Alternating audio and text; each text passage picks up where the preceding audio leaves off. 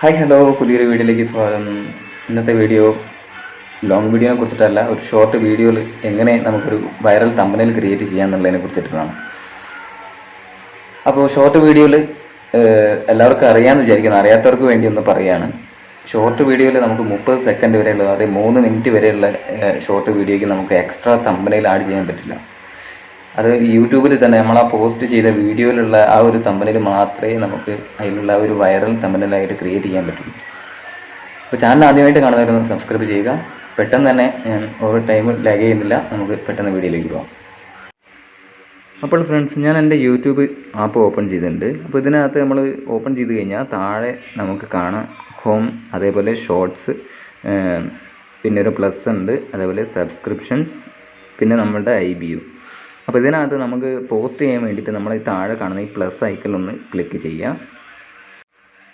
Click ചെയ്തതിന് ശേഷം നമുക്ക് ഇതേപോലെ വരും. അപ്പം നമ്മൾ ഇനിയിപ്പോൾ ഷോർട്ട് മുകളിൽ റൈറ്റ് സൈഡിൽ നിങ്ങൾക്ക് കാണാൻ പറ്റും 15 സെക്കൻഡാണ് ഷോർട്ട് ഉണ്ടെന്നുണ്ടെങ്കിൽ ആ 15 വെക്കുക.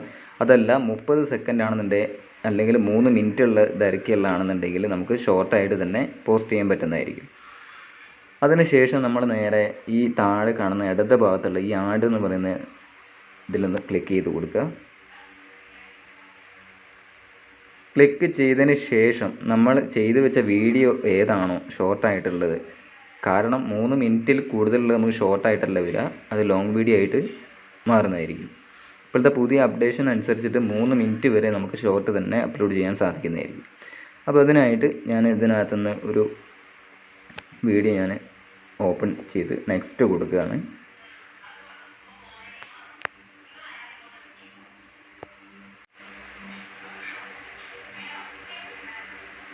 ഇപ്പോൾ നെക്സ്റ്റ് കൊടുത്തതിന് ശേഷം നമ്മൾ ആ വീഡിയോ വന്നിട്ടുണ്ട്. അപ്പോൾ ഞാൻ വീണ്ടും താഴെ നമുക്ക് ആ ടണ്ണലൊന്ന് ക്ലിക്ക് ചെയ്യാം.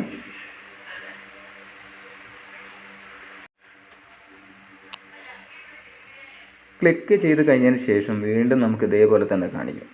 അപ്പോൾ ഇതിനകത്ത് ഇനി നമ്മൾ ചെയ്ത വീഡിയോയ്ക്ക് നിങ്ങളിനി റെസിപ്പി കാര്യങ്ങൾ അങ്ങനെയുള്ള വീഡിയോയ്ക്കാണ് ചെയ്യുന്നതെന്നുണ്ടെങ്കിൽ നമുക്ക് നേരെ മുകളിൽ ഈ ആഡ് സൗണ്ട് എന്ന് പറഞ്ഞതിനകത്ത് ക്ലിക്ക് ചെയ്താൽ നമുക്ക് ഇവിടെ വൈറലായിട്ടുള്ള കുറച്ച് എന്താ പറയുക കവർ സോങ്സുകൾ ഇവിടെ കാണാൻ പറ്റുന്നതായിരിക്കും.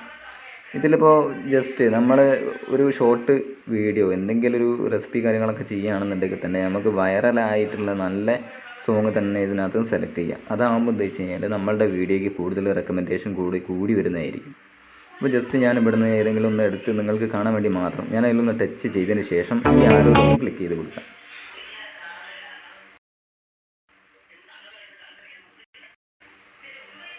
ഓക്കെ, അപ്പോൾ നമ്മളുടെ ആ സോങ് അവിടെ ആഡായിട്ടുണ്ട്. അതിന് ശേഷം ഞാനിവിടെ താഴെ നമ്മളുടെ ഈ ടിക്ക് മാർക്കിലൊന്ന് ക്ലിക്ക് ചെയ്തു.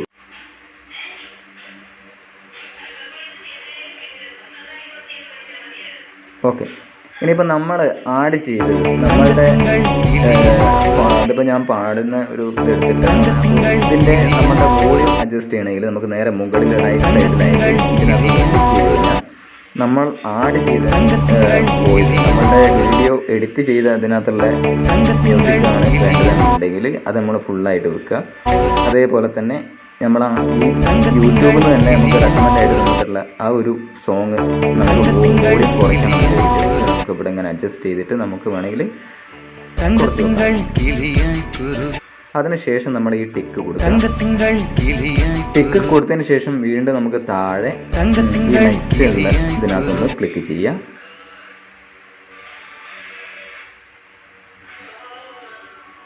അപ്പോൾ ക്ലിക്ക് ചെയ്തതിന് ശേഷം നമുക്ക് ഇങ്ങനെയാണ് വരുന്നത്. ഇവിടെയാണ് നമ്മൾ ആ തമ്പനയിൽ നമ്മൾ പറയുന്നുണ്ടല്ലോ, നമ്മുടെ വൈറലായിട്ടുള്ള തമ്പനയിൽ നമ്മളിവിടെ നമുക്ക് തന്നെ സെറ്റ് ചെയ്തിട്ട് വെക്കാൻ പറ്റുന്നതാണ്. അതിനായിട്ട് നമ്മൾ ഈ മുകളിൽ ഈ നമ്മുടെ ക്യാപ്ഷനുള്ളിടത്ത് തന്നെ ഒരു പെൻസിൽ ഐക്കൺ ഉണ്ട്, അതിനകത്ത് നമ്മൾ ടച്ച് ചെയ്യുക.